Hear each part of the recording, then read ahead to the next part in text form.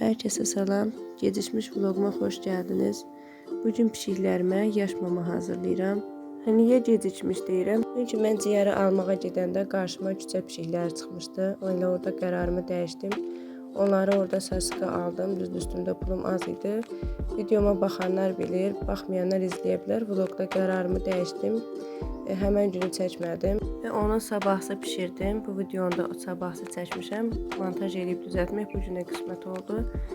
Bu gün də öz üsulumla pişirirəm. Bunu bilməyənlər yoxdur, asandır. Hər kəs pişirə bilər bunu. Mən hər dəfə eyni üsulla pişirdim. Bu səfər hamısını bir yerdə qatdım. Biraz döş əti də qatdım. Hər dəfə kartovunu, kökünü daha sonra atırdım. Bu səfər də hamısını bir yerdə qatdım. Çox da tez əmələ gəlir, rahat olur. Siz də pişirə bilərsiniz. Yəni pişikləriniz inanın ki, çox sevər. Çox adam bunu sulu pişirir, blenderdən keçirir, amma mən həmişə əzib pişirirəm. Amma ciyərləri yaxşı-yaxşı yemək lazımdır. Çox təmiz, duru suyu çıxana kimi yemək lazımdır. Sonra burada yadımdan çıxmışdı, yuyub sonra gəldim. Biraz da video sıxıcı olmasın deyə sürətini artırmışam. Bilmirəm indi sıxıldınız ya sıxılmadınız.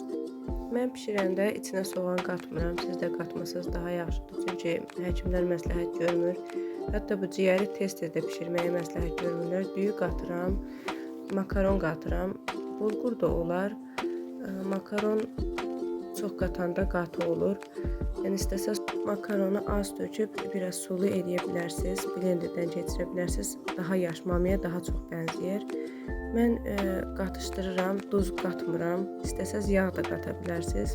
Mən bir qaşıq yağ atıram arada daha dadlı olsun deyə. Və belə əzirəm. Məndə belə qatı alında siz istəsəz daha yumuşaq, daha sulu pişirə bilərsiniz. Blenderdən keçirə bilərsiniz. Mən hər dəfə əzirəm və belə də çox xoşlarına gəlir. İstəyirəm bu yeməkdən küçə pişiklərini də aparım.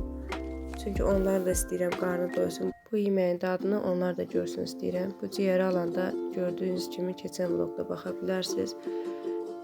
Həqiqətən çox acı olurlar. Zibillikdən nə tapsalar onu yeyirlər. Tapmasalar da ac qalırlar. Ya kimsə yemək versə onu. İndi sizlə bir yerdə gedək görək pişirdiyim yeməyin dadını bəyənirlərmi? Hansı pişik qarşıma çıxsa onları da özdürmək fikrim var. Çünki orada fərqli-fərqli pişiklər olur. Hər dəfə eyni pişiklər olmur.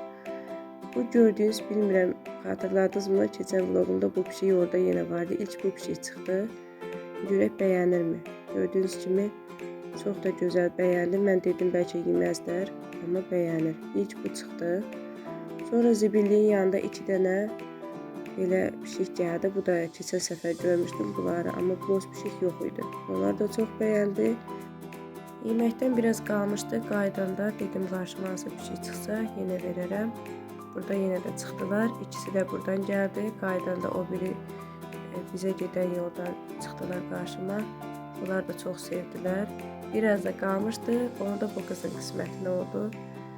Hamısını da buna verdim. O da çox sevdi, çox xoşladı.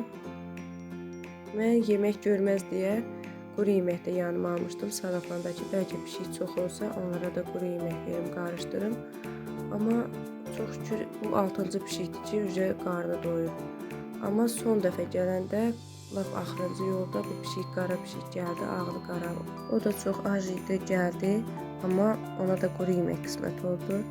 Belə dostlar, videomuzun sonudur. Bəyəndisə bəyənməyi, abunə olmağı unutmayın. Videolarımı axıra kimi izləyin. Şərhlərdə fikirlərinizi bölüşün. Bizim üçün çox önəmlidir.